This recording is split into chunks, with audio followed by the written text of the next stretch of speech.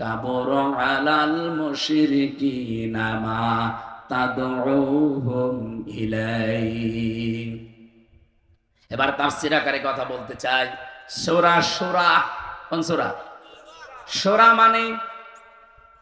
মানে সংসদ। তাহলে সংসদ এই শব্দটার নামে আল্লাহ একটা সূরা দিলেন, অথচ এই ৫৪ বছরে আমরা সংসদে যেতে চাইলে আমাদের উল্টাপাল্টা কথা বলতো। কি বলতো না? আরে ভাই, সংসদ নামে একটা সূরা আছে, সংসদ চলবে যে জিনিস দিয়ে তার নাম সংবিধান। সে সংবিধান নামে একটা সূরা আছে, নাম কি? ফুরকান। যে সবগুলো যদি আল্লাহ তৈরি করে দিয়ে থাকে, আমরা যেহেতু কোরআন দিয়ে দেশ চালাতে চাই, জীবন চালাতে চাই, এই কথাগুলো আপনাকে বলতে চাচ্ছি। হ্যাঁ, আপনি সেদিকে ডাক দেন, এই যে কোরআনের দিকে আসো। আল্লাহ রাব্বুল আলামিন যে জীবন বিধান পাঠিয়েছেন, এইটার উপরে দুনিয়াকে চালানোর চেষ্টা করো, দাঁড় করাও। এই কথাগুলো বললে সবচাইতে বেশি খারাপ লাগবে, মন খারাপ হবে, রাগ করবে কারা? কাবুরা আলাল মুশরিকিন, মুশরিকরা মন খারাপ করবে।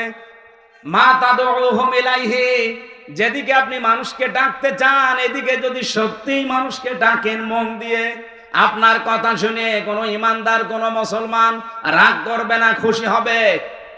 আমার ওই যে খুতবার প্রথমে এই কথাগুলো ছিল, আনাশহাদু আন্না মুহাম্মাদান আবদুহু ওয়া রাসূলুহুল মাবউসু ফিনা বিল হুদা ওয়া দীনিল হাক্কি লিইয়ুযহিরাহু আলাল আদিয়ান। আমরা সাক্ষী দিচ্ছি মুহাম্মদুর রাসূলুল্লাহ, যিনি আল্লাহর বান্দা এবং রাসূল, আল্লাহ তাকে পাঠিয়েছিলেন দ্বীনে হক দিয়ে, সত্য বিধান দিয়ে, হেদায়েত সহকারে, লিইয়ুযহিরাহু আলাল আদিয়ান, দুনিয়ায় যত দিন ধর্ম আছে সব কিছুর উপরে ইসলামকে বিজয় করার জন্য। এজহার মানে কি? আমরা অনেকে মনে করি এজহার মানে নুন সাকিন মিম সাকিনের কায়দা। এটা এজহার মানে স্পষ্ট করা না। এজহার মানে এখানে বিজয় করা, এজহার মানে দাঁড় করানো, এজহার মানে কায়েম করা। এবার আসেন আমরা আয়াতের মূল কথায় যেতে চাই। আপনারা কি চলে যাবেন? হ্যাঁ আমার ভাইরা, বিশ্ব নবীকে যেহেতু আল মাবউসু ফিনা বিল হুদা, তোমাদের ভেতরে আমি আমার রাসূলকে হেদায়েত সহকারে পাঠিয়েছি, ওয়াদীনিল হক, সত্য দিন দিয়ে পাঠালাম। তাহলে নবীজি এসেছিলেন পৃথিবীতে হেদায়েত নিয়ে এবং সত্য দিন নিয়ে। তার কাজ কি ছিল? কোরআন শরীফ থেকে আমি ৩টা জিনিস নবীজির জীবনে পেয়েছি। ওনার মিশন এবং ভিশন ছিল দুনিয়ায় ৩টা। কয়টা? বলেন বলেন। ১ নম্বরে উনি তাওহীদ প্রতিষ্ঠার জন্য এসেছিলেন। এটা রেকর্ড হচ্ছে তো, সারা বাংলাদেশে লাইভ চলছে, সবাইকে শোনাতে চাই। এই দেশে তাওহীদ প্রতিষ্ঠার জন্য নবীজি যেহেতু পৃথিবীতে এসেছিলেন, উনি এখন নেই, এই দায়িত্ব এখন তার উম্মতদের। এই কথা বলেন না কেন? এখন এটা প্রতিষ্ঠা করবেন কি করে? তাওহীদ প্রতিষ্ঠার জন্য কোরআনে কারিমে ১৫০০ বছর আগে, আমরা খুব ভালো করে শুনবেন, আল্লাহ পাক ১৫০০ বছর আগে কিছু মূল নীতি দিয়েছেন যে তাওহীদ যদি প্রতিষ্ঠা করতে চান, এই ৩টা মূল নীতি সামনে নিয়ে এগিয়ে যাবেন। এটা সূরা আলে ইমরানে আছে, ৩ নাম্বার পারা ১৭ নাম্বার পৃষ্ঠার ২ নাম্বার লাইনের ৬৪ নাম্বার আয়াতে আছে, কুল ইয়া আহলাল কিতাবি তাআলাউ ইলা কালিমাতিন সাওয়াইন বাইনানা ওয়া বাইনাকুম আল্লা না'বুদা ইল্লাল্লাহ, ইলা আখির আয়াত। রব্বুল আলামিন বলেন, নবী আপনি ওই আহলে কিতাবদেরকে ডাক দেন যে আসো, আমরা অন্তত ৩টা বিষয়ে একমত হই। যেহেতু তোমরা হযরতে মুসা নবীর উম্মতের দাবি করো, কেউ ঈসা নবীর, কেউ দাউদ নবীর, কেউ ইব্রাহিম নবীর, বিভিন্ন রকমের নবীদের নাম বলে তোমরা দুনিয়ার জীবন চালাতে চাও, আসো সবাই মিলে আমরা ৩টা বিষয় ঐক্যমত হই। আর আমার মনে হয় এই দেশের জন্য এগুলো বলা লাগবে না, কারণ এই দেশে অন্যান্য কিতাবের অনুসারী একেবারেই কম। আমরা শুধু যারা মুসলিম, তাদের কিতাবের নাম কি? কোরআন। বলেন বলেন। তাহলে এই কোরআন মানা লোক, বাংলাদেশে কোরআন বিশ্বাস করা লোক 92%। 100 জনের 92 জন সুবহানাল্লাহ বলতে পারেন না? তাহলে এদের কাছে তো আর ওই কথাই বলা লাগে না যে অন্যান্য কিতাবের লোকেরা আসেন, ওরা মাত্র 8 ভাগ, আমরা 92 ভাগ। এই জন্য আমরা আহ্বান জানাবো, আজ আসেন। যেহেতু তাওহীদ প্রতিষ্ঠা নবীজির জীবনের প্রথম মিশন আর ভিশন ছিল, আমরাও তাওহীদ প্রতিষ্ঠা করতে চাই, কিন্তু 3টা জিনিস সামনে নিয়ে এগিয়ে যাওয়া লাগবে। 1 নম্বরে এই 3টা জিনিসকে কায়েম করার জন্য লাগবে ঐক্য। আসেন তো আমরা ঐক্যবদ্ধ হই এই 3টা বিষয় সামনে নিয়ে। আল্লাহ নাবুদা ইল্লাল্লাহ, আল্লাহ ছাড়া কারো ইবাদত। বলেন বলেন। ইবাদত কি? আপনি মন মতো একটা জিনিস বানিয়ে বলবেন যেটা তো ভালোই লাগছে, না ওটা ইবাদত না। আল্লাহর হুকুম থাকা লাগবে আর রাসূলুল্লাহর তরিকা থাকা লাগবে, এর নাম ইবাদত। এই কথা বোঝা যায়নি? এই যে আমার তাহেরি ভাই যে জিকির করে, ইবাদত মনে করেই করে। ইয়া আলী বাবা, শাহ আলী বাবা, কেল্লা বাবা, ফতে বাবা, দয়াল বাবা, কোন জায়গায় আছে? তাহলে আমরা যা ঐক্যবদ্ধ হতে চাই, শুধু মুসলমানরাই আমরা ঐক্যবদ্ধ হতে চাই এই কথার উপরে যে আল্লাহ ছাড়া আমরা কারো ইবাদত, কারো জিকির আলোচনা করব না। এ বিষয়ে যদি কেউ রাজি থাকেন তাহলে আসতে পারেন, যে আমরা আল্লাহ ছাড়া কারো ইবাদত করব না। রাজি আছেন না? এটা রেকর্ড হচ্ছে, যারা রাজি আছেন তারা ঠিক আছেন। 2 নম্বরে ওয়ালা নুশরিকা বিহি শাইয়া, আল্লাহর সাথে আমরা কাউকে শিরিক করব না। এখন শিরিক কি? এক কথায় বলছি, শিরিকের যত প্রকার আছে পুরাটা যদি আপনি ব্যাখ্যা করতে যান, শিরিক বিল জাত, শিরিক বিল সিফাত, শিরিক বিল ইখতিয়ারা, শিরিক বিল হুকুক, 120 প্রকার তাফসিরে আছে। এক কথায় জবাব দিচ্ছি শোনেন, আল্লাহ যেটা পারে ওইটা অন্য কেউ পারে, এই বিশ্বাস করার নাম শিরিক। সকল ক্ষমতার উৎসকে বলেন বলেন, কারো অধিকার। কেউ যদি অন্য কাউকে যোগ করে বলে না জনগণ সকল ক্ষমতার উৎস, ও কিন্তু শিরিক করলো। আর এই শিরিক বাংলাদেশে নেই। কথা বলে না কেন? কারা কারা এই শিরিকে আছেন হাত তোলেন তো। সবই ভালো মানুষ দেখছে, আলহামদুলিল্লাহ, যাক ভালো। 2 নাম্বারটা বলি, এদিকে তাকান। সন্তান দিতে পারে কে? অন্য কেউ? হ্যাঁ না, মানে বাঘ মারাইছিলাম কালকে রাতে। কোন জায়গায় জানো? এই যে বেলঘরিয়া হাট ফাজিল মাদ্রাসা, এই যে এখানে না বাঘমারা, হয়তো বাঘমারা, যে বাড়িতে আমাকে নিয়ে এসে বসিয়েছে, ওই বাড়ি আনার 2টা ছেলে, আর একটা পেটে এসেছে শুনলাম 6 মাস।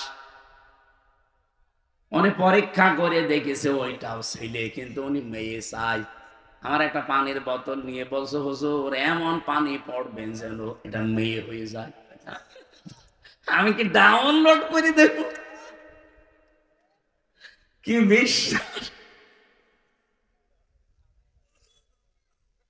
সেদিন বগুড়া গাবতলী থানায় যে বাড়িতে বসেছিলাম, ওই লোকটা এসে আমার কাছে একটা আপেল দিয়ে বলছে, হুজুর পড়িয়ে দেন।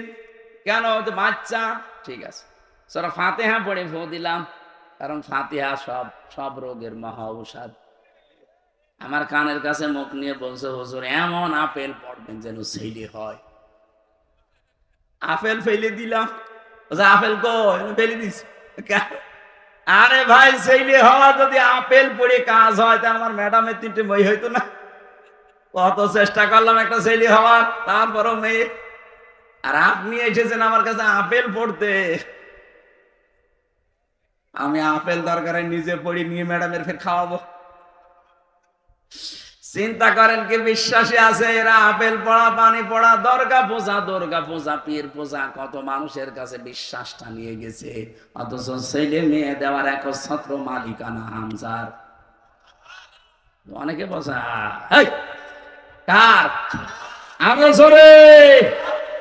এক কথা জবাব কি পেলেন? আল্লাহ যেটা পারে পৃথিবীর অন্য কেউ।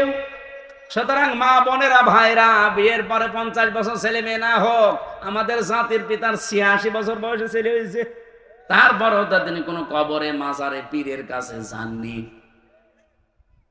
এই যে মাওলানা রেজাউল ইসলাম উজ্জ্বল, আপনাদের বাগমারার ছেলে, ওরা 17 বছর বিয়ে হয়েছে, ছেলে মেয়ে নেই। আজকে ওনার বাড়িতে রাতে ছিলাম, আমারে বলছিল আফসোস করি, কিন্তু আজ পর্যন্ত কোনো দিন উনি কোনো পীরের কাছে মাজারে তাবিজ এগুলো নেয়নি। কিন্তু কারো 2 বছর 5 বছর যদি ছেলে মেয়ের মুখ না দেখে পাগল হয়ে যায়, কত জায়গায় যে দৌড়িয়ে চলে যায়। আমার এই বিশ্বাসটা যেন আজকে সঠিক হয়ে যায় যে আল্লাহ যেটা পারে ওইটা অন্য কেউ। এবার 3 নাম্বারটা বললে এবার রাগ করবেন না তো? আমি তো আর বানিয়ে বলছি না, রাগ করলে আল্লাহর উপরে করবেন। কার উপরে? আল্লাহ করে। এবার আসেন, বলছে এই পৃথিবী বানিয়েছে কে? কোন ভগবানের হালকা সাহায্য আছে? বলেন। আল্লাহ রাব্বুল আলামিন বলেন, এবার শিরকটা ধরা পড়বে। আলা লাহুল খালক ওয়াল আমর, সূরা আরাফের 54 নম্বর আয়াতে আছে মাঝের অংশে, যে সৃষ্টিদার, আইন চলবে তার। বলেন না কেন? সূরা আলে ইমরানের 154 নম্বর আয়াতের মাঝের অংশটা একটু দেখবেন। ইয়াকুলুনা হাল্লানা মিনাল আমরি মিন শাইইন কুল ইন্নাল আমরা কুল্লাহু লিল্লাহ। হে নবী, ওরা জিজ্ঞাসা করে যে আইন কানুন আমরা কি বানাতে পারি? আপনি বলেন না, আইন বানানোর ক্ষমতা কার? সুতরাং বাংলাদেশে 92,000 মুসলমান দাবি করছেন আল্লাহর পাঠানো আইন এই জমিনে কায়েম বাদ দিয়ে পৃথিবীর কোন মানুষের তৈরি করা আইন যদি কায়েমের জন্য আপনি চেষ্টা করেন, দল করেন, আন্দোলন করেন, আল্লাহর কসম আপনি শিরক করছেন। নিয়ে আসেন তো, কোন হুজুর নিয়ে আসবেন, ভুল ধরতে নিয়ে আসেন, নিয়ে আসেন। এটা বাংলাদেশে এখন চলছে কিনা বলেন। এরপরেও যদি কারো পরিবর্তন না হয়, এখন এর কিভাবে আপনি হেদায়েত করবেন বলেন?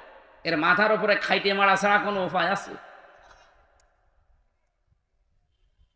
মানুষের মনটা খারাপ হয়েছে আমার এই কারণে যে এত বাংলায় বলছি যে আল্লাহ বানিয়েছে, আইন চলবে তার। আপনি অন্যের আইন এখানে দাঁড় করাতে চান, আপনি তো শিরক করছেন। কারণ আল্লাহ যেটা পারে ওইটা অন্য কেউ। এবার আপনি যা ভালো লাগে করেন তো ভাই। আপনি যদি জাহান্নামে যেতে চান আসেন, আপনাকে 2 লাথি দিয়ে আরো ফেলে দিই। বড় দুঃখ নিয়ে কথাগুলো বলছি, এত চিল্লানো, এত পাল্লানো কি হচ্ছে? আপনার পরিবর্তন আসতে চাই না, আমি কি আপনার ক্ষতি চাই? আপনি নিয়ে এসেছেন এত কষ্ট করে, সে কুষ্টিয়া থেকে সঠিকটা তুলে ধরলাম।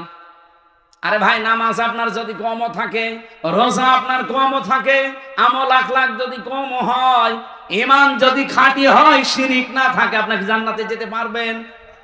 আর যদি শিরক মিশ্রণ হয়, অকদিমনা ইলা মা আমিলু মিন আমালিন ফাজআলনাহু হাবাআম মানসুরা।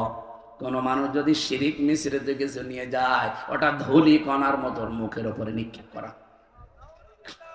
এই জন্য বাঁচাতে চাই। আসেন আমরা তাওহীদ প্রতিষ্ঠার 2য় পয়েন্টে, শিরক আমরা করছি না, করব না। যারা শিরক করছেন তারা এই ঐক্যে আসতে পারবেন না। 3 নম্বরে, ওয়ালা ইয়াত্তাখিযা বা'দুনা বা'দান আরবাবাম মিন দুনিল্লাহ। আমরা আল্লাহ বাদে অন্য কাউকে অভিভাবক হিসাবে, রব হিসাবে আর মানতে চাই। এই 3টা বিষয় যারা ঐক্যমত হবেন, তারা এক জায়গায় হলে তাওহীদ প্রতিষ্ঠা সম্ভব। ফাইন তাওয়াল্লাউ ফাকুলু শাহাদু, নবী আপনি বলেন, এরপরেও যদি কেউ মুখ ফিরিয়ে চলে যায়, ফাকুলু শাহাদু, আপনি ঘোষণা দিয়ে দেন, সাক্ষী দিয়ে দেন, আযান দিয়ে দেন, আন্না মুসলিমুন, যে আসতে চাও আসো। এই 3টা বিষয়ে যদি ফিরে যেতে চাও তোমরা আমাদের সাথে আর নেই। আমার মনে হয় বাংলাদেশে যদি এই পয়েন্টটা সামনে নিয়ে তাওহীদ প্রতিষ্ঠার জন্য আজ এই 92 লাগবে না, মাত্র 51% মুসলমান যদি আজ এক হয়ে যেতে পারি, সামনের বাংলাদেশ হবে আল্লাহর কোরআনের বাংলাদেশ। এটা একটু দেখা দরকার। 54 বছর তো বিভিন্ন জিনিস দেখেছি, এটা দেখতে বাকি আছে কি? বাকি নেই। এই কোরআনে 500 আইন আল্লাহ দিয়েছেন। এটার কথা বললে কাদের রাগ হবে যেন?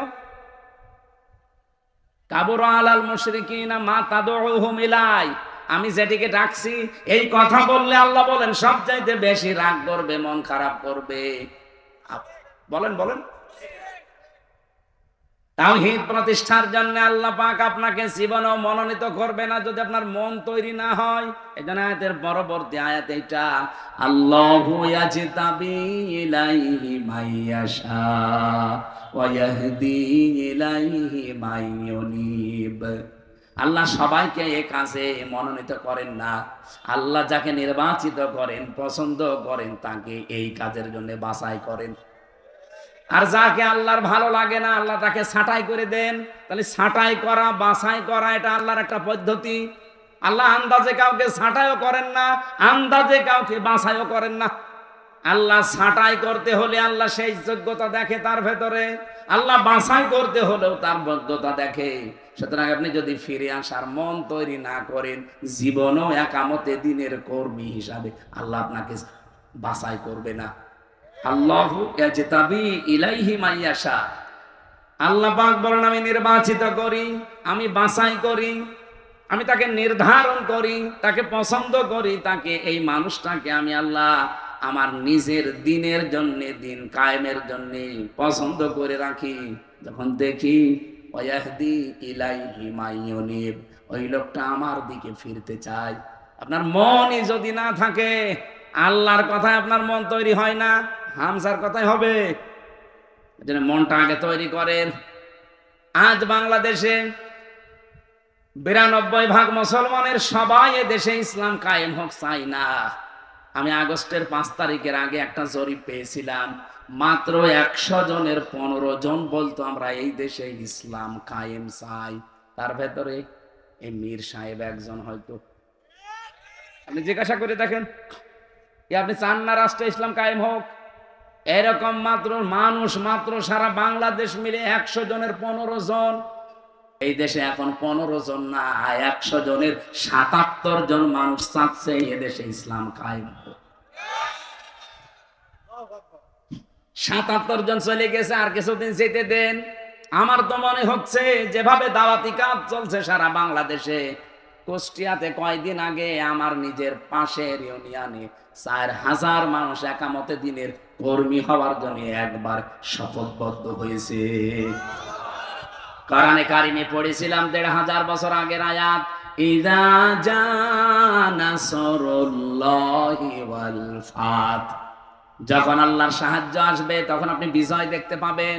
আর বিজয় আসলে আপনি প্রথম নাম্বারে দেখবেন অরাইতান নাসা ইয়াদখুলুনা ফি দীনিল্লাহি আফওয়াজা।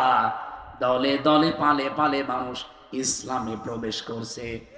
প্রশ্ন আসতে পারে, ওরা তো মুসলমান, আবার ইসলামে আসলো কি করে? না, যারা আল্লাহর দিন কায়েমের জন্য, আল্লাহর আইন কায়েমের জন্য চেষ্টা করে না, এগুলো মুসলমান হতে পারে না।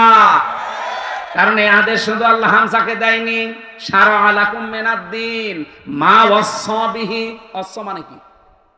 ওয়াসস মানে নরমাল কোনো বিষয় না। আপনি যারা আরবি অভিধানগুলো ভাঙতে পারে তাদের জিজ্ঞাসা করে দেখেন, ওয়াসস মানে শক্তিশালী নির্দেশ।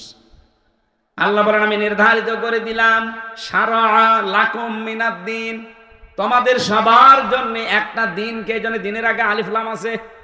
এ পৃথিবীতে বহু দিন আছে, সব দিনকে আল্লাহ নির্ধারিত করেননি, একটা দিনকে মাত্র নির্ধারিত করে দিয়েছেন, তার নাম দিনের নাম যে ইসলাম। আপনি কোথায় পেলেন? 4500 দিন চলছে এখন দুনিয়ায়। আমি দিনের অর্থ মোটামুটি 10টা লিখেছি। কোরআন শরীফ থেকে আমার কাছে 10টা পারফেক্ট মনে হয়।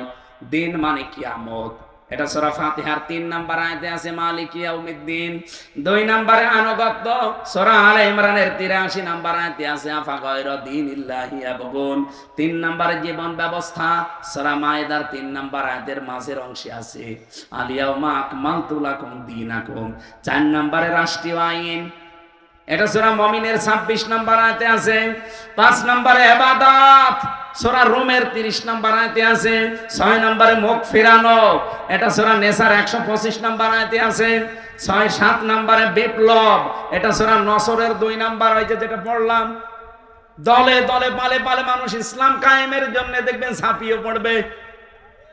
আমার পাশের ইউনিয়নে 4000 মানুষ, এতদিন তারা বলতো আমরা মানুষের আইন এই পৃথিবীতে কায়েম করতে চাই, এখন তারা সবাই ফরম পূরণ করে বলছে আমরা আল্লাহর আইন কায়েম করতে চাই।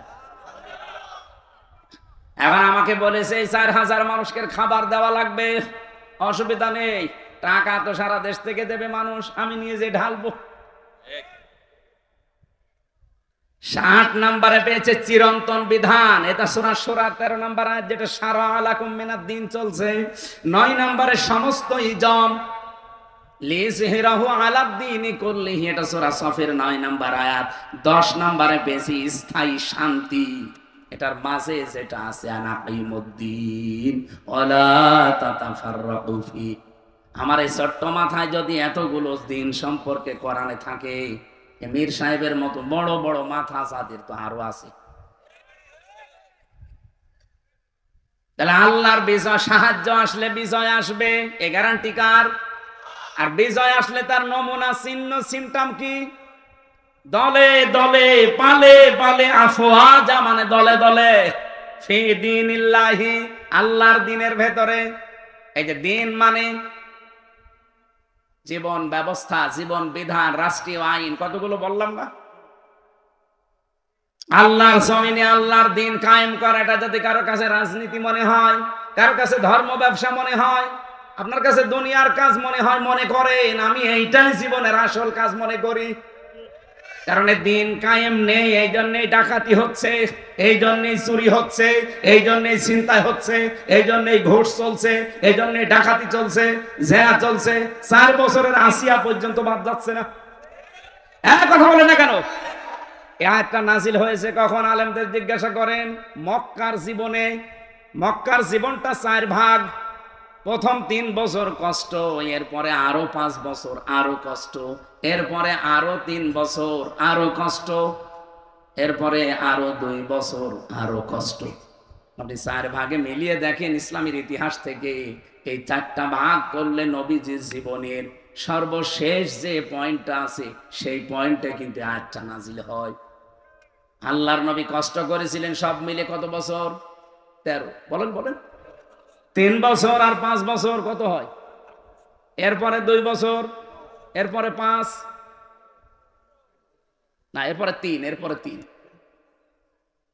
প্রথমে 3, এরপরে 5, এরপরে 2, এরপরে 3, এই 13টা বছর তিনি কষ্ট করে, এদিকে তাকা, 13 বছর কষ্ট করে শেষ হয়ে যায়নি। 13 বছরের পরে উনি 10 বছর এইটা দিয়ে রাষ্ট্র চালিয়েছিলেন। আমি হিসাব করে মিলিয়েছি, এই বাংলাদেশে অলরেডি আমরা কষ্ট স্বীকার করে ফেলেছি মক্কার এই জীবনের মতো 15 বছর। কথা বলেন, অলরেডি 15 বছর আমাদের চলে গেছে কষ্ট স্বীকার করা, মক্কার জীবনের মতোই পার করেছি। আপনি দেখেছেন না কত পক্ষপাতিত্ব ছিল? এমনিতেই কোটা আন্দোলন শুরু হয়েছিল, দেওয়ালে পিঠ থেকে গেছে তাদের। আমি আর এই ভাই 3 জন অনার্স মাস্টার্স করে একেবারে একই রেজাল্ট, শুধু আমাদের দলীয় পরিচয়ের কারণে জায়গা মতো আমারে উঠতে দেবে না। এরকম ছিল না দেশে? ওনার দলীয় পরিচয়, উনি ছাত্রলীগের কর্মী, চাকরি হয়ে যাবে। আমি শিবির করি, আমার কোনো চাকরি তো দূরের কথা, রাজাকারের বাচ্চা পরে পেছনে ঠেলে দেবে। এটা শুরু হয়নি, অনেক বিএনপি করে, এই জন্য ওনারে গুম করে দেবে। আমার রিমান্ডে যেদিন 8 দিন চলে, মাটির নিচে আমি দেখেছি ছাত্র দলের এক ভাইকে, চট্টগ্রামে বাড়ি, ওনারা নিয়ে এই নখগুলো তুলছিল। আমারও একটা টিপ দিয়েছিল, এই দেখেন 3.5 বছর হয়ে গেল এখনো পর্যন্ত এই দাগটা মেটে নাই। আর ওই ভাইয়ের তো পুরা নখ তুলেই ফেলেছে। কি চিৎকার দিয়ে, আমার পাশের ছেলে ছিল, কি চিৎকার দিয়ে কাঁদছিল। ভালো মানুষ নিয়ে গেল, আসার সময় দেখি আর নড়তে পারছে না। এই চোখটা বেঁধে নিয়ে নেয়, প্রথমে পেছনে হাত বেঁধে দেয়, যাবার পরে এরকম একটা চেয়ারে বসায়, ক্লিপ দিয়ে আটকিয়ে দেয়, হাত পা আটকিয়ে দেয় ক্লিপ দিয়ে, মাথার সাথে একটা বেল্ট লাগিয়ে দেয় যেন আপনি মাথা নড়াচড়া করতে না পারেন। একটা সুইচে টিপ মারবে, 1 মিনিটে আপনি 120 বার ঘুরবেন। আমার রিমান্ডের কাছের ঘরের ভেতরে নিয়ে দেখি এসপি ইমরান ওর নাম। এই লোকটা এসে আমার একটা মেশিন দেখিয়ে বলছে যে এইটা দিয়ে আমরা নখ তুলি,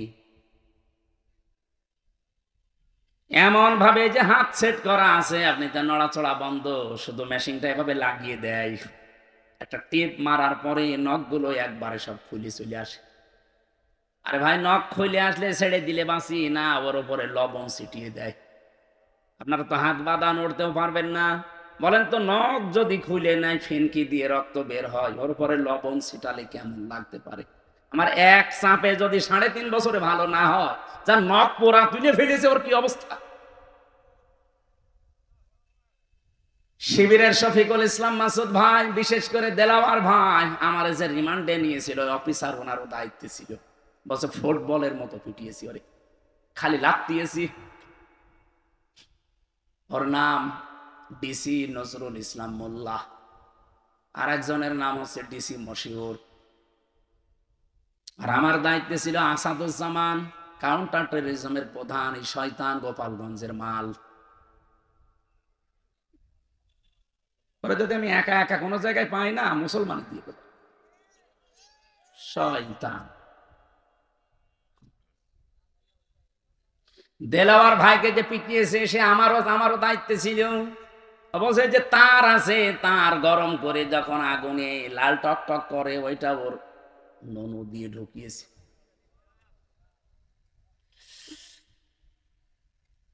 ওনার লজ্জাস্থান নষ্ট হয়ে গিয়েছিল, পরবর্তীতে চিকিৎসার মাধ্যমে আল্লাহ আবার ফেরত দিয়েছে। এখন আপনাদের পাশে বগুড়াতে বিয়েও করেছে, একটা বাচ্চাও আছে। এই বাংলাদেশের সবচাইতে বেশি 67 দিন রিমান্ডে ছিল আল্লাহর এই বান্দা, জীবন্ত শহীদ দেলাওয়ার।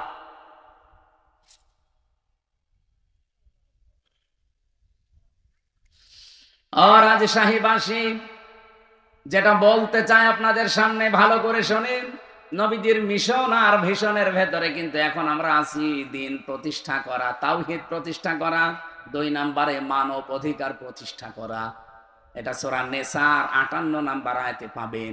আর এটা প্রতিষ্ঠা করার জন্য কি কি করা লাগবে আল্লাহ সেইটাও দিয়েছেন। ইন্নাল্লাহা ইয়া'মুরুকুম আন তুআদ্দুল আমানাতি ইলা আহলিহা। তোমাদের যাবতীয় আমানত আল্লাহর নির্দেশ। যত আমানত আছে সব তার প্রাপকের কাছে পৌঁছিয়ে দাও। তাফসির যারা পড়তে পারে তাদেরকে বলছি, বাড়িতে মিলাবেন। তাফসিরে মারিফুল কোরআনে আমানাত এখানে ভোট লেখা আছে। আপনি যে দেখবেন 9টা অর্থ লেখা আছে। ভাই, আমার মনে আছে, আমি আগে মতো এই জন্য তো তা আদায়ের মাহফিল নিতে চাই না, ছাতা এগুলো নিতে চাই না। তো এই কারণে আগামীতে মাহফিল আদায় করা যেখানে এসব সমস্যা আছে, আমরা নিয়ে আনবেন না। একটা বিষয়, একটা গুরুত্বপূর্ণ বিষয়, এটা ক্লিয়ার না হলে শেষে সকালবেলা তো নিজেরাই ফতোয়াবাজি কর না, এত কষ্ট করে নিয়ে আসলাম, কি বলে গেল, কি বলে গেল, মানে আপনি টের পাচ্ছেন কি বলছি? আলিল্লাহিল ইজ্জাতু ওয়ালিরাসূলিহি ওয়ালিল মুমিনিনা ওয়ালাকিন্নাল মুনাফিকিনা লা ইয়ালামুন। আল্লাহ তাআলা বলেন সূরা মুনাফিকের ভেতরে আছে যে সম্মান, ইজ্জত, মর্যাদা, এটা আমি আল্লাহ আমার জন্যে, আমার রসুলের জন্যে, আর যারা দুনিয়ায় ঈমান আনে তাদের জন্য আমি এটা নির্ধারিত করে রেখেছি। এজন্য সম্মান জোর করে পাওয়া যায় না। জোর করে পাওয়ার জন্য যারা চেষ্টা চালিয়েছে তাদেরকে আল্লাহ এত নিচে নামিয়েছে, তাদের নাম এখন গালি হয়ে গেছে। ইয়াজিদ, এই লোকটা সুন্দর একটা নাম না? অনেক সুন্দর নাম ইয়াজিদ, অনেক সুন্দর নাম, অর্থ অনেক সুন্দর, কিন্তু নামটা এখন বিশ্বে কালের আবর্তনে এটা গালি। কাউকে যদি রাগাতে চান বলবেন এজিদের বাচ্চা, রেগে যাবে, অথচ নামটা খারাপ। মীর জাফর, এ ভাইয়ের নামের শেষে মীর আছে, আর ওই লোকটার নামের আগে মীর। মীর জাফর নাম যদি আপনি কাউকে বলেন যে মীর জাফর, ওকে খুশি হবে না রাগ করবে? নামটা কিন্তু সুন্দর। একজন সাহাবের নাম জাফর, তার আগে মীর, সম্মান সূচক শব্দ একটা শব্দ লাগিয়ে দিয়েছে। এরকম নামটাও গালি হয়ে গেছে, আজ মানুষ রাখতে চায় না। যারা এই দেশে জুলুম করেছিলেন মানুষের উপরে, নাম যতই সুন্দর হোক দেখবেন কিছুদিন পরে নামটাও গালি হয়ে যাবে। এখন অলরেডি গালি হয়ে গেছে। কাউকে যদি আপনি রাগাতে চান শুধু বলবেন হাসিনা, রেগে যাবে। হ্যাঁ, আপনি দেখেন, আমি জেলে থাকাকালীন আমার মেয়েটাকে আমি রেখে গিয়েছিলাম 7 মাস, এখন প্রায় 4.5 বছর হয়ে গেল তার বয়স। এই ফিরে এসে ওর নাম, ওর সামনে যদি এই নাম বলি, ও আগেই কথা তো এখন বলতে শিখেছে, ওই সময় তো আর কথা বলা শিখে না। এখন দেখি এই নাম শুনলে কেমন করে, অথচ জীবনে আমার মনে হয় সামনাসামনি কোনোদিন তার হয়নি। এই নামটা ঘৃণিত করে দিয়েছে কেন? পৃথিবীতে আপনি এখন 6 জনের নাম পাবেন, এদের নাম শুনলে তামাম দুনিয়ার, সে যেই হোক, ধর্ম তার আলাদা থাকতে পারে, ও ঘৃণার চোখে দেখবে তার নামটা। 1 নম্বরে 3 জন পর পর আমরা ইহুদির নাম পেয়েছি। হিটলার একে মুসলমান না খ্রিস্টান? খ্রিস্টান ছিল। 2 নম্বরে নাম এসেছে এখন এই যেটা চলছে, নেতানিয়াহু। 3 নম্বরে আমাদের প্রতিবেশী মোদি। 4 নম্বরে যেটা পালিয়েছে আমাদের এইটা, ওটার নাম কেমন যেন লাগে, এটা ছাতা নিতে চাই না।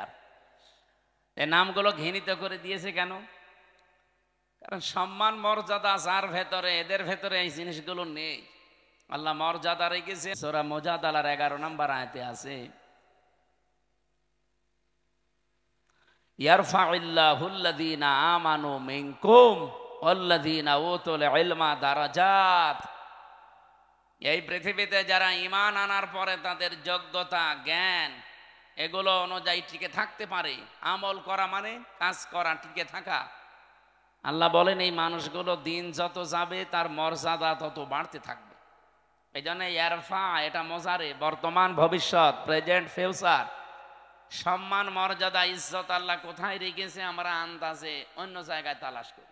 সম্মান মানুষ পাবে ঈমান আনলে, সম্মান মানুষ পাবে তার জ্ঞান অনুযায়ী, যোগ্যতা অনুযায়ী কাজ করে। আমার কথা বোঝা গেছে?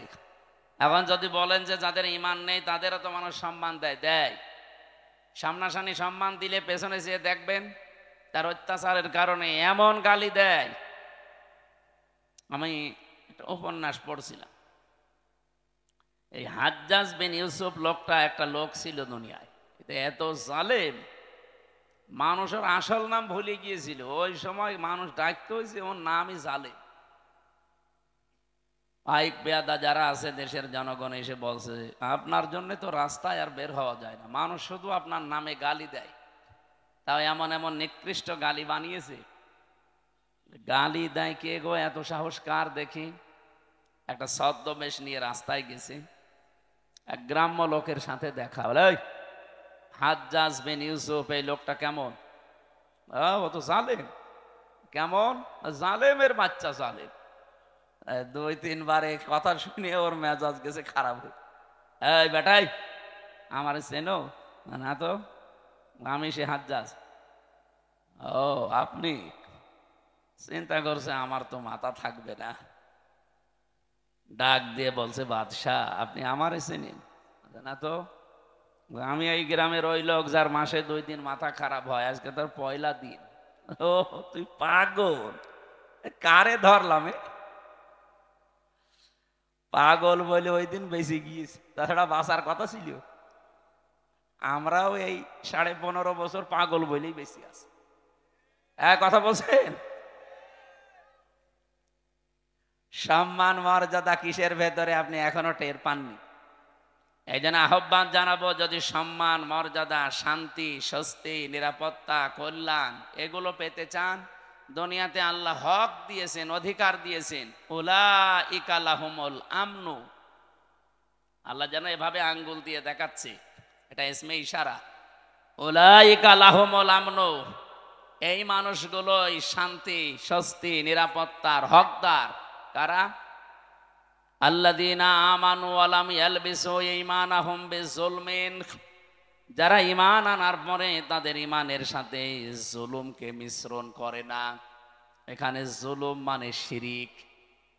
সুতরাং ঈমান যারা আমরা এনেছি, যেহেতু এদেশে 92% মুসলমান ঈমান আমাদের আছে, ঈমান আনলেই শুধু নিরাপত্তা পাওয়া যাবে না, ঈমানের সাথে যেন শিরিক মিশ্রণ না হয়। যেহেতু শব্দের অর্থ আমরা 2টা বললাম, 1 নম্বরে শিরিক, 2 নম্বরে জুলুম। ঈমান আমরা এমন ভাবে আনতে চাই আমাদের ঈমানে যেন শিরিক আর জুলুম একটাও মিশ্রণ না ঘটে। কি কথা বলেন না কেন? এতটুকু বলার পরে আল্লাহ শেষ করে দেননি। আল্লাহ পাক বলেন উলাইকা লাহুমুল আমনু ওয়া হুম মুহতাদুন। এই মানুষগুলোই নিরাপত্তা, শান্তি, স্বস্তি পাওয়ার হকদার এবং এরা হেদায়েতের উপরে আছে। কথাটা ছোট্ট, কিন্তু এর ব্যাখ্যা এত বেশি আছে কোরআনে। আজ আমরা নিরাপত্তাহীন হয়ে যাচ্ছি দিন দিন। 24-এর এই জুলাই আগস্টের বিপ্লবের পরে যাই চলছিল, হঠাৎ দৃশ্য কিন্তু পাল্টিয়ে যাচ্ছে। আমরা নিরাপত্তার বলয় থেকে বের হয়ে যাচ্ছি। এর সবচাইতে বড় সমস্যা হয়ে দাঁড়াচ্ছে এখন আমাদের প্রতিবেশী নামে কলঙ্ক, এই মুশরিকরা। 2 নম্বরে ওই যে 7 সমুদ্র 13 নদীর উপার থেকে আরেকটা দল চেষ্টা চালাচ্ছে। এই জন্য নিরাপত্তা যদি আমরা সত্যি পেতে চাই, রাশিয়ার কাছে, চীনের কাছে, আমেরিকার কাছে, ভারতের কাছে পাওয়া যাবে না। আমাদের যেহেতু আরেকটা জগতে বিশ্বাস আসে, সেই হিসাবে বলছি, এই পৃথিবীর ময়দান আমরা নিরাপত্তা পেতে চাই কার কাছে? এই জন্য ইমান যা আছে এইটা যেন নষ্ট না হয়। ইমান আনার পরে যারা ওই আমল করবে, ইমানে যা শিখেছে, আমি খুতবার ভেতরে যে কথাগুলো আরম্ভ করেছিলাম, ওয়ানা শাহাদু আল্লাহ ইলাহা ইল্লাল্লাহ ওয়াহদাহু লা শারীকা লাহ, এ পর্যন্ত আমি শেষ করে দেইনি। আমরা এমন আল্লাহর স্বীকৃতি দিয়েছি যার কোনো শরীক নেই, তিনি একা। এই সাক্ষীটা যদি কেউ টিকিয়ে রাখতে পারে, আমার খুতবার এ পয়েন্টের ভেতর ছিল শাহাদাতাম মৌসিলাতান ইলাল জিনান। এই সাক্ষীটা টিকিয়ে রাখতে পারলে আপনাকে জান্নাত পর্যন্ত পৌঁছিয়ে দেবে। এটা এমন একটা সাক্ষী, যেহেতু তেলাওয়াত করেছি যে আয়াত, এই খুতবার সাথে, আয়াতের সাথে আর হাদিসের সাথে পুরা একটার সারা একটা রিলেটেড আছে। আমি এই সম্পর্কে কথাগুলো আজকে বলবো। আমার কথা ছিল এইটা, আমরা শান্তি, স্বস্তি, নিরাপত্তা, সম্মান, মর্যাদা, ইজ্জত এগুলোর জন্য আজ অনেক কিছু করি। যাদের সম্মান কামনা করেছে আল্লাহ তাদের ঈমান এবং আমল অনুযায়ী যেন দুনিয়া আখিরাতে আরো বাড়িয়ে দেন, বলেন আমিন। দরুদ আর সালাম পড়ছে আমাদের নবী, মানবতার মহান শিক্ষক মুহাম্মাদুর রাসূলুল্লাহ সাল্লাল্লাহু আলাইহি ওয়াসাল্লামের প্রতি। এদিকে তাকান। জীবন চালানোর জন্য আল্লাহ কোরআন দিয়েছেন, আদর্শ মানার জন্য নবী পাঠিয়েছেন যিনি মুহাম্মাদুর রাসূলুল্লাহ। ও বাংলার মুসলমানেরা, এই 2টা জিনিস আমাদের সামনে থাকার পরে পৃথিবীতে কার আইন মানার জন্য আপনি চেষ্টা চালান বলেন তো? আপনি কি পাগল না মাথা খারাপ? দুনিয়া চালাতে আল্লাহ আইন বানিয়ে পাঠিয়ে দিয়েছেন। আমরা যে সংবিধান বানাবো কে দিয়ে, সেই নামে আল্লাহ একটা সূরা দিয়েছেন, সূরা ফুরকান। সংবিধান, ফুরকান মানে কি? সংবিধান। 77টা আয়াত আছে এখানে, 73টা ধারা আছে। আজকে 318 পৃষ্ঠা নারী সংস্কার যারা করে, নারী কমিশন বানিয়ে 318 পৃষ্ঠার বই লিখে জমা দিয়েছে। কোরআনে কারিমের প্রায় 11টা না 13টা আয়াতের ভুল ধরেছে তারা। আমি আজকে পুরাটা প্রায় 318 পৃষ্ঠা 3 দিন মিলে পুরাটা পড়লাম। এই 318 পৃষ্ঠার ভেতরে আমার মতো ছোট মাথা, তাই আমি 13টা ভুল পেলাম যে কোরআনের ডাইরেক্ট বিরুদ্ধে, আর বাকিগুলো হাদিসের বিরুদ্ধে। এরা সাহস কিভাবে পেয়েছে তার পেছনেও কারণ আছে। এই যে কয়টা রিপোর্ট দিয়েছে, এদের না নারী মনে হয় না পুরুষ মনে হয়। এই কথা বোঝে? এদের চেহারার দিকে তাকান। এই নারী কমিশনার যে কয়টা আছে কমিশনে, একটাও কি মহিলার মতো লাগে? মহিলাদের তো একটা কাটিং কুটিং আছে, এদের কি কি কাটিং? হিজলা কাটিং। এই হিজরাদের এত সাহস হয়তো না, এর পেছনে রাঘব বোয়াল আছে, কেউ কল কাঠি নাড়ছে। আজকে হেফাজত ইসলাম বাংলাদেশ থেকে একটা ঘোষণা এসেছে, এদের রায় না, এদের কমিশনই আমরা মানি না। কথা বলেন না কেন? এদের রিপোর্ট পেশ করা দূরের কথা, এ কমিশনই মানি না। এদেশে 92% মুসলমান। ভারতে কোরআনের 26টা আয়াতের বিরুদ্ধে ওরা কেস করেছিল, তাই তামাম দুনিয়া ফুসে উঠেছিল। আর এখানে অলরেডি 13টা আয়াতের বিরুদ্ধে, এটাও তো একটা কেস। আমরা চাই এই মানুষগুলোর পেছনে যারা আছে তাদের সহ আইনের মুখোমুখি করে তাদের বিচারের আওতায় আনা লাগবে। এবং আপনি মানব অধিকারের নাম নিয়ে, বাক স্বাধীনতার নাম নিয়ে, সমান অধিকারের নাম নিয়ে কোরআনের বিরুদ্ধে, হাদিসের বিরুদ্ধে কোনো কথা যদি সামনে কেউ বলে, কোনো বিচার লাগবে না, ওরে মেরে ফেলা লাগবে। কথা বলেন। সময় এখনই যাচ্ছে, এখনো যদি এভাবে ছাড় দিয়ে চলে যান, এই বিপ্লব যেটা এসেছিল, এই বিপ্লব টিকিয়ে থাকা সম্ভব না। এই আয়াতের যেটা পড়লাম না, এই আয়াতের একটু আগে আছে আনাকিমুদ্দিন ওয়ালা তাতাফাররাকু ফি, তোমরা দিন কায়েম করো, এ ব্যাপারে মত পার্থক্য করবা না।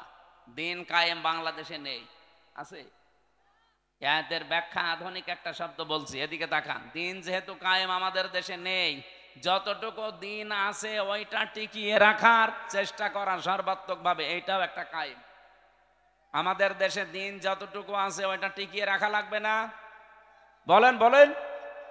এই যে নামাজ 5 ওয়াক্ত আপনারা মসজিদে পড়েন, এটা দিন না? স্যার তো এটা বোঝাচ্ছিল যে আমাদের নামাজ আছে, অন্তত নামাজটা যেন টিকে থাকে। আমরা প্রকাশ্য কেউ এই দেশে জেনা করি না, কি করি? গোপনে গোপনে যেগুলো আছে এগুলো বাদ দেন, প্রকাশ্যে যেন এইটা কেউ করতে না পারে। ওরা 3 নম্বর পয়েন্টে লিখেছে, দেহ আমার, সিদ্ধান্ত আমার। এটা যদি মেনে নেওয়া হয় তাহলে জেনা ব্যভিচার কি গোপনে থাকবে না প্রকাশ্যে শুরু হবে? ওরা 2 নম্বর পয়েন্টে লিখেছে যে এখানে বিবাহের ক্ষেত্রে পুরুষের যে অধিকার আছে, মহিলার সে অধিকার নেই। এটা আল্লাহর সিদ্ধান্ত ঠিক হয়নি, এটা ভুল হয়েছে। এরা আমার মাঝে মাঝে চিন্তা হচ্ছে, পুরো বইটা না পড়লে আমার ভালো হতো। পড়ে আমার এখন মাথা খারাপ হয়ে গেছে যে এর সাহস পেল কোথায়। যেহেতু কোরআনে কারিম আমাদের সামনে আছে, সংবিধান হিসাবে পৃথিবীর কারো কাছে কিছু ধার করার কোনো দরকার নেই। আর আদর্শ মানতে গিয়ে যেহেতু নবী নিজে এসেছে আমাদের কাছে, সুতরাং পৃথিবীর কাউকে আদর্শ মানা অন্তত দরকার নেই। এই 2 বিষয়ে আমরা একমত আছি না? হযরতে আবু যর রাদিয়াল্লাহু তাআলা আনহু থেকে বর্ণিত, বিশ্ব নবী মুহাম্মদুর রাসূলুল্লাহ সাল্লাল্লাহু আলাইহি ওয়াসাল্লাম দার্থহীন কণ্ঠে তিনি জানিয়েছেন, মানিদ্দাআ মা লাইসা লাহু। ভালো করে শুনুন, যেই জিনিস তোমার না ওইটা যদি তুমি নিজের কাছে রেখে দাও, আমি আবার বলছি, যেই জিনিস তোমার না ওইটা যদি নিজের কাছে রেখে দাও, যখনই নিজের কাছে ওইটা রেখে দেবে, দাবি করবে, ওই দিন থেকে 2টা শাস্তি তোমার শুরু। ফালাইসা মিন্না, 1 নম্বরে ওই দিন থেকে তুমি আমার উম্মত না। আপনি কিছু বুঝেছেন? কত বড় কঠিন হুঁশিয়ারি চিন্তা করেন। নবীর উম্মত থেকে আপনি বের হয়ে গেছেন। আপনি মনে করছেন আমি নামাজ পড়ি, রোজা রাখি, মসজিদে সভাপতির দায়িত্বে আছে, আমি নবীর উম্মত নেই মানে? না, নবী নিজে বলছেন ফালাইসা মিন্না। যার বালাগাত মানতেক বসে আরবি গ্রামারে ফা শব্দটা 19টা অর্থে আসে। আগের শব্দ যদি কারো ভেতরে থাকে, আগে যেটা নবীজি বললেন ওটা যদি কেউ দুনিয়ায় মেনে চলে, পরের যে হুকুম তার উপরে 100 ভাগ কার্যকর হবে। যেহেতু ফা না দিলে আমি হাদিসও পড়তাম না, এই ফাটা দিয়ে আমিও ঝামেলায় আছি। যে জিনিস যার না ওইটা যদি কেউ দাবি করে নিজের আয়ত্তে নিয়ে নেয়, প্রথম শাস্তি শুরু হয়ে যাবে ওই দিন থেকেই। সে আর নবীর উম্মত থাকবে না। বাংলার মুসলমানেরা যদি নবীর উম্মত আপনি থাকতে না পারেন, হয় আপনি ইহুদি, নাই খ্রিস্টান, নাই মুশরিক। এক কথা বলছেন না? 4,500 লোক বাস করে, 4,500 ধর্মের লোক বাস করে দুনিয়ায়। এখন 810 কোটি মানুষ এখন পৃথিবীতে বসবাস করছে, মাত্র 175 কোটি আমরা। অন্তত অন্যান্য ধর্মে যারা আছে তারা তো আর নবীর উম্মত দাবি করে না। কয়েকদিন আগে সিঙ্গাপুরে ছিলাম, থাইল্যান্ডে গিয়েছিলাম, মালয়েশিয়া, অন্যান্য ধর্মের লোকদের সাথে আমি যখন রাস্তায় চলাফেরা করেছি গাড়িতে, ইহুদিরা জিজ্ঞাসা করি যে আপনার নাম কি? নাম শুনেই আমি বুঝেছি যেটা ইহুদি। যখনই বলছে আপনার নবীর নাম কি, হোয়াট ইজ ইয়োর প্রফেট, নাম জিজ্ঞাসা করলে বলে যিশু। যিশু মানে আমরা যাকে হযরত ঈসা নবী বলি, ওরা যিশু বলে ডাকে খ্রিস্টানরা। ইহুদিদের কাছে যদি বলা হয় আপনার নবীর নাম কি, বলে যোসেফ। যোসেফ মানে মুসা আলাইহিস সালাম। হযরতে মুসাকে ওরা যোসেফ বলে ডাকে। ইব্রাহিম নবীর নাম তারা পাল্টিয়ে আব্রাহাম বলে। বলছেন কথা বুঝে? এখন বলেন তো, যারা যোসেফ বলে ডাকছে, আমি ইহুদির সাথে মিশে প্রথমে ধরতেই পারি না যে ওটা ইহুদি। এত বড় বড় দাড়ি, জুব্বা একেবারে পা পর্যন্ত, পাগড়ি মাথায় দেওয়া একেবারে গোল করে, এইদিকে সামনে পেছনের কান্দে 4-5টা সাওয়াল পাওয়াল চলতেছে। ওর স্ত্রী পাশে, হাত মোছা পা মোছা পরা, এমনকি মাথার উপরে দিয়ে নেকাব দেওয়া, একেবারে খাস পর্দা। দেখে বোঝার উপায় নেই যে ইহুদি। আমার মনে হচ্ছে বড় কোনো আলেম হবে। নাম শুনেই যখন বুঝেছি যে না, এ তো ইহুদির নাম। শুধু নাম শুনেই বোঝা না, নাম জিজ্ঞাসা করার পর আমি নবীর নাম জিজ্ঞাসা করি। নবীর নাম বললেই কেউ বলে যোসেফ, মানে ওটা ইহুদি। যিশু তার মানে খ্রিস্টান। অন্যান্য ধর্মের নবী যারা আছেন, ওরা ওদের নবীদের নবী বলতে ওদের ধর্মগুরুর নাম বলে, আর এরা সরাসরি নবীরই নাম বলছে, যে যিশু, যোসেফ, আব্রাহাম। ডেভিড বলে ডাকে দাউদ নবীকে তারা, ডেভিড। এবার আপনি যে প্রশ্নের জবাব দিতে পারবেন এখান থেকে, এই ইহুদি, এই খ্রিস্টান, এই মুশরিক, এই বৌদ্ধ যারা আছে, ওরা কোনোদিন বলবে যে আমার নবীর নাম মুহাম্মাদুর রাসূলুল্লাহ? বলেন বলেন। তাহলে নবীজির হাদিস ছিল কি, যারা নিজের না এরকম জিনিস নিজের আয়ত্তে নিয়ে নেন, ওই দিন থেকে আপনি আর নবীর উম্মত নেই। কথাটা এখন আপনি ক্লিয়ার না, এই জন্য আপনার কিছুই মনে হচ্ছে না। আমি পড়ি আমার ভয় লাগে। 2 নাম্বারটা তো আরো কঠিন, ওয়ালা তাবাওয়া মাকআদাহু মিনান নার, সে যেন জাহান্নামে নিজের একটা স্থান তৈরি করে নিল। বাংলাদেশ সহ বিশ্বের দিকে তাকান, আজ কত মানুষ যেটা তার না জোর করে নিজের আয়ত্তে নিয়ে নিত। বলেন তো, 1940 সালে তাদেরকে থাকতে দিয়েছিল খালি গায়ে খালি পায়ে। শয়তানরা সারা দুনিয়ার কেউ তাদের ন্যায় নিয়ে ইহুদিদের। আমরা যেমন আজ রোহিঙ্গাদের থাকতে দিয়েছি দয়া করে মানবতার খাতিরে, এরা 1940 সালে এদের খালি গায়ে খালি পায়ে থাকতে দিয়েছিল। অথচ শয়তানরা এখন তাদেরকে বাড়ি ঘর থেকে উৎখাত করে দখল করে নিচ্ছে। কথা বলছেন এখন? এখান থেকে একটা কথা আছে কোরআনে সূরা ইউনূসের 99-100 নম্বর আয়াতে, ওয়ায়াজআলুর রিজসা আলাল্লাযীনা লা ইয়াকিলুন।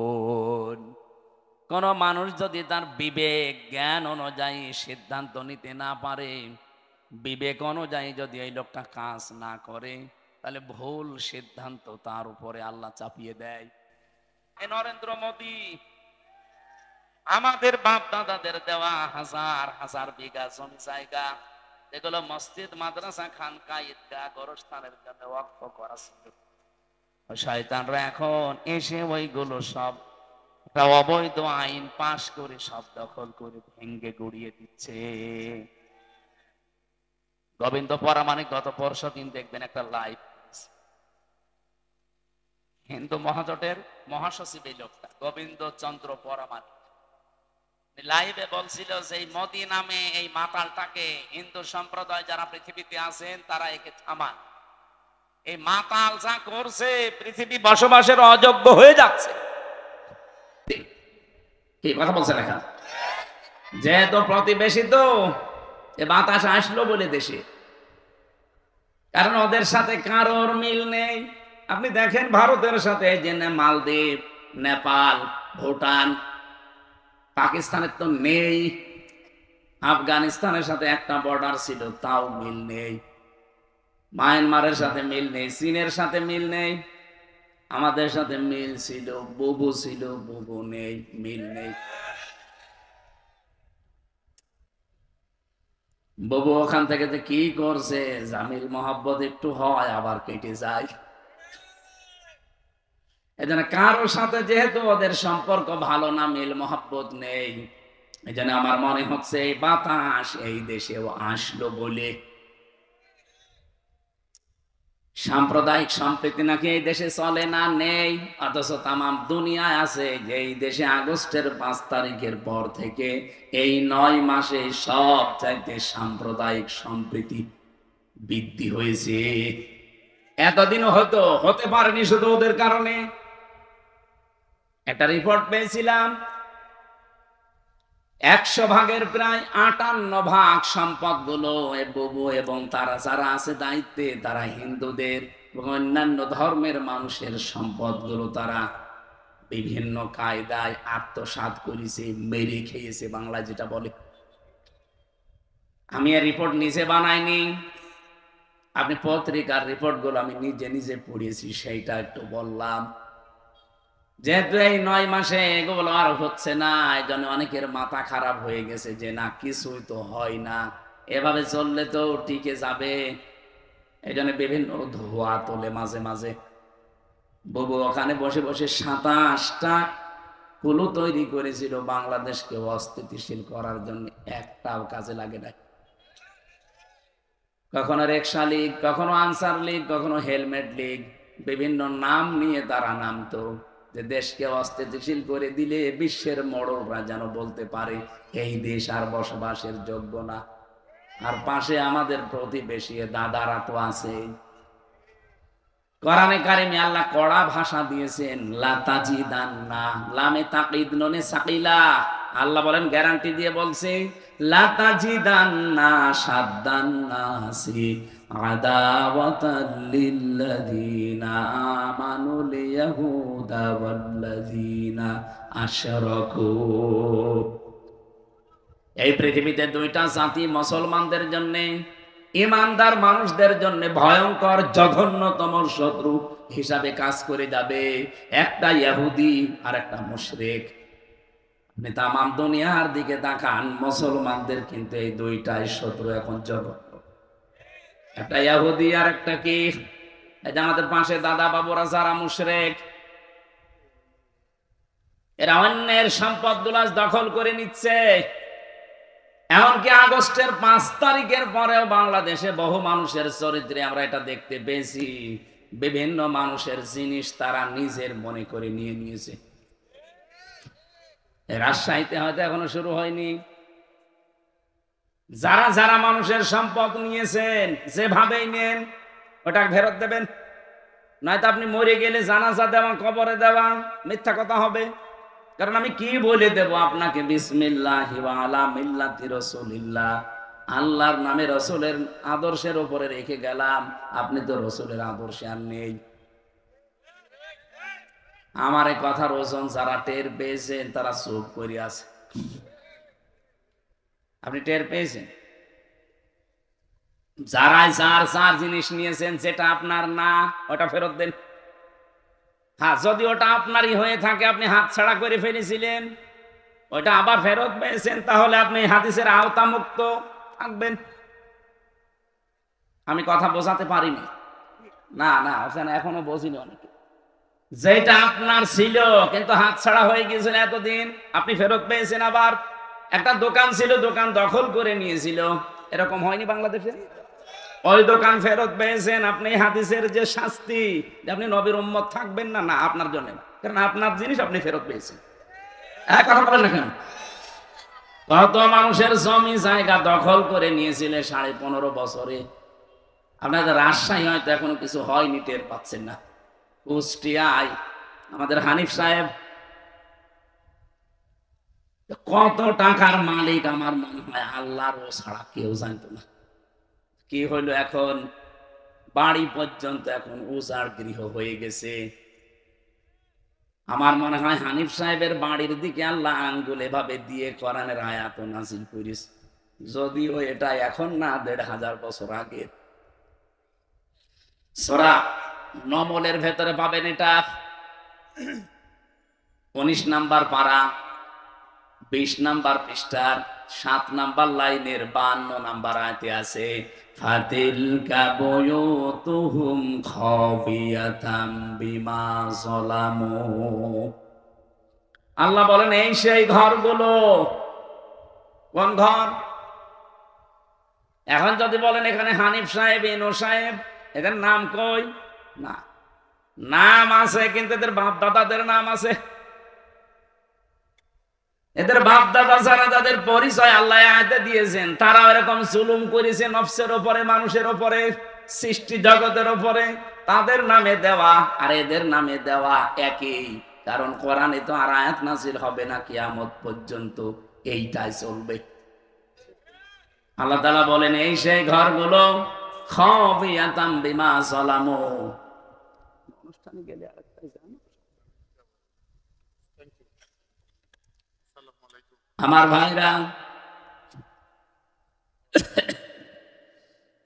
আল্লাহ যেন নিজে আঙ্গুল দিয়ে এভাবে ইশারা দিয়ে জানাতে চাচ্ছিলেন, হে পৃথিবীর মানুষেরা, একটু এই দিকে তাকান। আমি আয়াতটা আগস্টের ৫ তারিখের পর থেকে মিলিয়েছিলাম যে হ্যাঁ মিলে যাচ্ছে। আল্লাহ আমার মনে হয় বাংলাদেশের এই ৬৪ জেলার ৬৩০টা থানার দিকে এভাবে দেখিয়েছেন, এই সেই ঘরগুলো। আল্লাহ যেহেতু বাইতুন দেয়নি বয়ুত বহু বছর, এই সেই ঘরগুলো। কি এই ঘর? কি খাবিয়াতান, জনশূন্য হয়ে আছে। একটু দেখো, এটা পরিত্যক্ত করে দিয়েছি। শুধু পরিত্যক্ত না, জনশূন্য না, এটা আজ উজাড় গৃহ হয়ে গেছে। এখানে আর কেউ কোনো আওয়াজ শুনতে পাও? কবরের পাশ দিয়ে গেলে যেমন কোনো আওয়াজ নেই, এই জালেমদের বাড়ির পাশ দিয়ে গেলেও কোনো আওয়াজ পাওয়া যায় না। আল্লাহ বলেন বিমা যালামু, এদের জুলুমের কারণে এদের এই জায়গা পর্যন্ত এখন অভিশপ্ত হয়ে গেছে। আমি তো কুষ্টিয়ার ২ জনের বললাম, আপনি সারা বাংলাদেশের দিকে তাকিয়ে বলেন তো, হালত অবস্থা কিন্তু একই। কথা বলেন না কেন? কয়দিন আগে কিশোরগঞ্জে ছিলাম, যেটা একেবারে কেন্দ্রীয় ওদের জেলার মাঝখানে, যেটা ওই জায়গায় শুনলাম নাকি টর্চার সেলও ছিল আগস্টের ৫ তারিখের আগে। ভালো মানুষ, নিরীহ মানুষ, তাদের মতের বিরুদ্ধে যারা আছে তাদের নিয়ে ওই জায়গায় টর্চার করত। অথচ আল্লাহ পাক এখন ওই জায়গাটা পর্যন্ত অভিশপ্ত বানিয়ে দিয়েছেন। আমি ড্রাইভারকে বললাম একটু গাড়ি থামাও, দেখি। তাকিয়ে দেখি ৩-৪ জন করে যাচ্ছে, কেউ এদিকে কেউ এদিকে কেউ এদিকে, চারিদিকে মুখ করে প্রসাব করতে বসেছে। মনে হচ্ছে জামাতবদ্ধ টয়লেট চলছে। এদের এই জায়গাটা আল্লাহ অভিশপ্ত করে দিল কেন? বিমা যালামু, কারণ এখানে তারা জুলুম করত। আল্লাহ এ পর্যন্ত যদি দিয়ে আয়াত শেষ করে দিত, আমি আয়াতই পড়তাম না। এরপরে আমাদেরটা, ইন্না ফি যালিকা লায়াতাল লিকাউমিন ইয়ালামুন। রব্বুল আলামিন বলেন, এই যে লামে তাকলিদ দিয়েছেন মাঝে, আর বক্তব্যের আগে ইন্না আছে। যারা গিরামার বসে, আপনি আয়াতটার দিকে একটু খেয়াল করেন, আল্লাহ গ্যারান্টি দিচ্ছেন অবশ্যই অবশ্যই জ্ঞানী যারা, তাদের জন্য এখানে একটা শিক্ষা আমি আল্লাহ রেখে দিলাম। কি শিক্ষা আছে? জালেমদের এত বড় শিকড় আপনি চিন্তা করতে পারেন? এই বাগমারার ইউনিয়নের, শ্রীপুর একটা ইউনিয়ন না, ইউনিয়নের দারওয়ান থেকে শুরু করে সংসদ ভবন পর্যন্ত জালেমদের প্রতি থরে থরে স্তরে সাজানো ছিল লোকজন। আমি নিজে তো ভিকটিম, আমি দেখেছি। রিমান্ডে আমি দেখলাম আমার ৮ দল একটার পরে একটা গোয়েন্দা বিভাগের আসতো রিমান্ডে প্রশ্ন করার জন্য। আমার মনে হয় সব ওরা থরে থরে থরে থরে সাজিয়ে রেখেছিল। মামলার আই ওদের, মামলার পিপি ওদের, জজ ওদের, ম্যাজিস্ট্রেট ওদের, মামলায় যে সাক্ষী ওদের, যে আমাকে জিজ্ঞাসাবাদ করবে রিমান্ডে সে ওদের, যারা অফিসার আছে ওখানে পাহারা দেয় যারা অত্যাচার করবে তারা ওদের, হুকুম যিনি দিয়েছেন সে ওদের। আমার কি, আমার একজন আছে, না না আমার একজন ছিল উকিল, ওর কথা শুনলেও চলে না শুনলেও চলে, আর ওর কথা শুনতেও না, ও খালি বলার দরকার বলেছি তো ঠিক আছে আপনি থামেন যান। মামলাটা আমার 30 বার উঠেছে, সিএমএম কোর্ট, জজ কোর্ট, হাইকোর্ট মিলে, কিন্তু 3 বছরে একটা দিনের জন্য জামিন নামে কোনো শব্দ নেই। অথচ এই মামলাটা আগস্টের 5 তারিখের পরে শুধু তুলতে দেরি, জামিন না খারিজ করে দিয়েছে। অথচ জজ কিন্তু ওইটাই। আমি ওনার খাস কামরায় গিয়ে জিজ্ঞাসা করলাম যে মাননীয় জজ সাহেব, এই বিচারটা তো 3 বছর আপনার কাছেই ছিল, এতদিন তো বলেননি যে না এই মামলায় জামিন দেওয়া যাবে না, আর এখন যে খারিজ করে দিলেন। হুজুর আমার হাত বাঁধা ছিল, আমি কিছুই করতে পারি নাই, ওই পুতুলের মতো শুধু চেয়ারে বসে থাকতাম। আমি যে আপনাকে 10 দিনের পরিবর্তে 6 দিন আর 2 দিন 8 দিন রিমান্ড দিয়েছিলাম 2 মামলায়, তাই আমার ওপর পেশা যে 10 দিনের রিমান্ড দিলেন না কেন? তাহলে আপনারা এখানে বসে থাকা দরকার কি? সব তো ওরাই যদি করে। প্রথম মামলার রিমান্ডে নেওয়ার পরে 10 দিন চেয়েছে, দিয়েছে 6 দিন। এই নিয়ে নাকি ওই ম্যাজিস্ট্রেটকে ওখান থেকে অন্য জায়গায় বদলি করে দিয়েছে যে কেন আপনি 10 দিন দিলেন না। বাস্তব তো এই জন্য বলছি। রিমান্ডের দ্বিতীয় দিন আমার চোখ বেঁধে কালো কাপড় দিয়ে, পেছনে হাত হ্যান্ডকাপ দিয়ে, মাথায় দড়ি লাগিয়ে, পায়ের সাথে ডান্ডা বেড়ি লাগিয়ে নিয়ে গেল এক অন্ধকার মাটির নিচে ঘরের ভেতরে। আমি বললাম যে কি 10 দিন রিমান্ড চেয়েছিল, অথচ এই অফিসার গুলো একটাও কোর্টে আমার সাথে যায়নি, শুধু মামলার আইও আমার সাথে ছিল। আমারে দেখছে ওরা আগে আগে প্রশ্ন করছে যে রিমান্ড চাইলো 10 দিন, 6 দিন দিল, অবশ্যই এই কি ম্যাজিস্ট্রেট, এই ম্যাজিস্ট্রেট মনে হয় আপনার দলের লোক।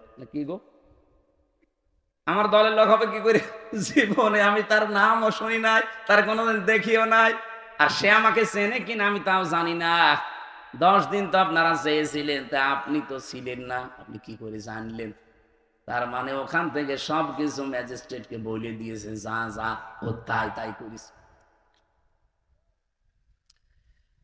পরে কয়দিন যখন জেলখানায় গেলাম, দেখি ওই ম্যাজিস্ট্রেট ঘুরে বেড়াচ্ছে ভেতরে। কি আপনি এখানে?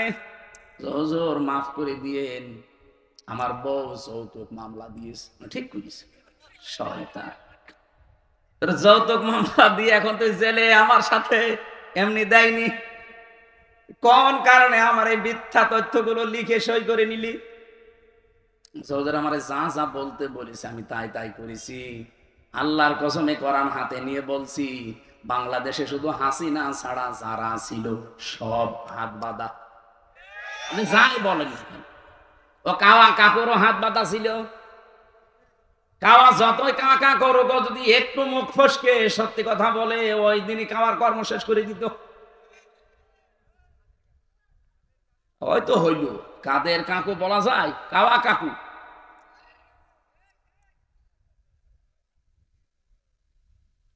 বলেন তো, এই যে স্তরে স্তরে সাজিয়ে রেখেছিল সব জায়গায়, কোনদিন ঘূর্ণাক্ষরও চিন্তা করেছে যে আমাদের এগুলো কোনদিন হারিয়ে যেতে পারে? কোরআনে কারিমে আমি আয়াত পড়েছি, সূরা আনআম 7 নাম্বার পারা 12 নাম্বার পৃষ্ঠার 4 নাম্বার লাইনের 45 নাম্বার আয়াতের প্রথম অংশে আছে, ফাকুতি আদাবিরুল কওমিল্লাযিনা যালামু। রব্বুল আলামিন বলেন, জালেমদের শিকড় কাটা হয়ে গেছে। কেটেছে কে? না না, আল্লাহ না। কতিয়া এটা মজহুল, এর ফাইল জানা নেই। জালেমদের শিকড় যে কাটা হয়ে গেছে, কেটেছে কে? হেই, আপনি কি আলেম? এখানে আলেমরা বসে আছে না? এর মৌলানা কতিয়া এর ফাইল কে জানা নেই, কেউ জানে না জালেমদের শিকড় কাটলো কে। আপনি হানিফের বাড়ি এখন যে জিজ্ঞাসা করেন যে একটা পায়খানার ইটও নেই, প্যানও খুলে নিয়ে চলে গেল, গেল কে? কেউ জানে না। শুধু কি হানিফের বাড়ি, সারা বাংলাদেশে জালেমদের অবস্থা একই? যাই হালকা পাতলা দুই একটা ছিল। এই ফেব্রুয়ারির 5 তারিখে আজাবুল বুলডোজার নাজিল হয়ে সব শেষ। এ জেলায় নাজিল হয়নি? আমার প্রশ্ন ছিল কি বলেন তো, জালেমদের এত বড় শিকড় যদি কেটে ফেলা হয়ে যায়, আগামীতে যারা চেয়ারে বসবেন, কারা বসবেন আমরা জানি না, যারাই বসবেন সাবধান, জনগণের উপরে যেন জুলুম না হয়। তাহলে 5 বছর পরে আপনার বাড়িও শ্মশান হয়ে যাবে। এ পর্যন্ত বুঝেছেন নাকি হাঁ করে আছেন?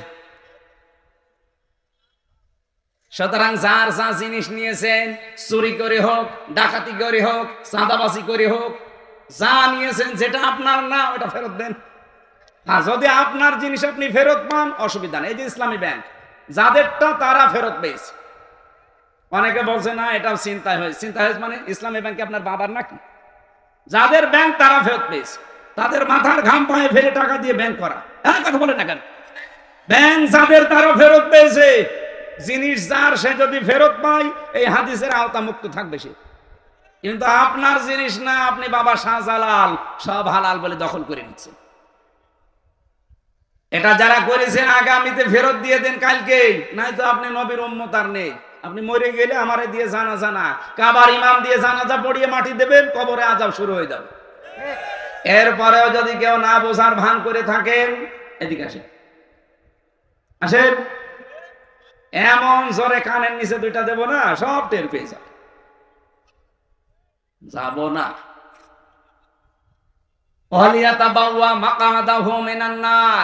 সে যেন জাহান্নামে নিজের একটা স্থান তৈরি করে নিল। আমার তো হাদিসটা পড়ে মনে হয় খাপের খাপ এই দেশে অনেকের জীবনে মিলে যাচ্ছে। আমরা যারা বেঁচে আছি অন্তত আল্লাহ যেন আমাদেরকে বাঁচিয়ে রাখেন, বলেন আমিন। আরে ভাই, আপনার সবার জন্য কথা বলছি, যারা এগুলো করেছেন ফেরত দিয়ে দেবেন। আমি আবার বলছি, হ্যাঁ, আপনারটা যদিও দখল করে নেয় এতদিন, ওটা যদি আপনি ফেরত পেয়ে থাকেন, আপনি হাদিসের বাইরে থাকবেন। এবার যদি না বোঝেন, আমার আর বাংলায় বলা সম্ভব না, আমি বাদ দিয়ে দিলাম, জান আপনার আয়ু ছেড়ে দিলাম।